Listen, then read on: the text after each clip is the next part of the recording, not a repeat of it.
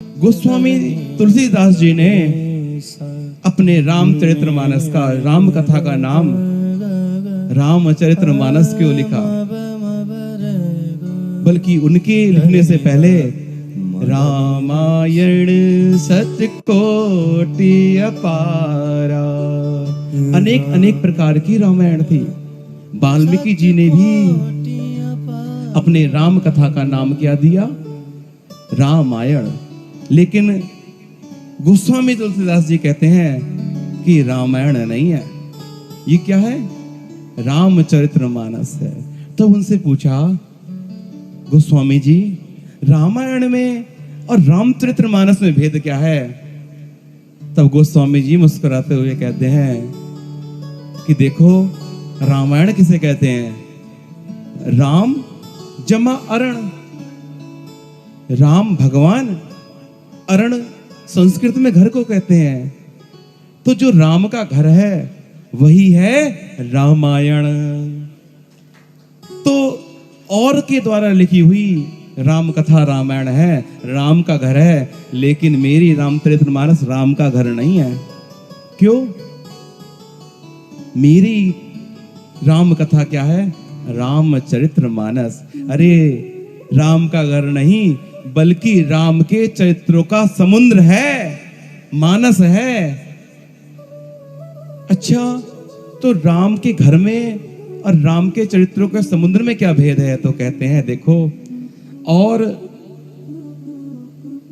जब गोस्वामी जी तुलसीदास जी रामायण लिख रहे थे तो क्या कह रहे थे कि मैं कौन हूं? एक बौना चाहे आकाश फल, मति अति नीच, विमल मति नाही, लिखन चले रघुपति गुण गाही। अरे मेरी मति कैसी है? नीच है। मैं इतना पवित्र हूं और अपने आप को क्या कह रहे हैं? मेरे भाग्य में तो खट्टी छाछ नहीं है। लेकिन मैं लिखने किसको जा रहा हूं? राम के गुणगान को, रामचरित्र को। जो खट्टी छाछ जिसके भाग में ना हो, उसको क्या अमृत मिल सकता है? नहीं मिल सकता। लेकिन कह रहे हैं अगर भगवान राम की कृपा हो जाए तो जो भाग्य में खट्टी छाछ के लायक भी नहीं है, उसके जीवन में भी आनंद का समुद्र आ जाता है। और कह रहे हैं औरों के द्वारा लिखी हुई राम कथा, राम जी का घर। अरे भगवान के जब घर जाते हैं, भगवान का घर ही तो मंदिर होता है। जब मंदिर में जाते हैं भगवान के घर तो स्नान करके जाना पड़ता है, पवित्र करके जाना पड़ता है। लेकिन भैया मेरी रामचरितमानस जो पवित्र होंगे उनको ही नहीं, अरे मेरी कथा तो समुद्र है राम के चरित्रों का।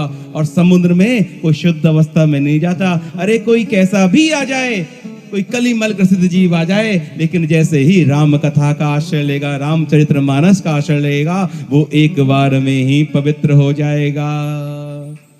जिस प्रकार समुद्र में स्नान करने के लिए शुद्धता अशुद्धता नहीं देखनी पड़ती, ऐसे ही ये मेरी राम कथा ना जाने कितने कितने भक्तों पर कृपा करेगी।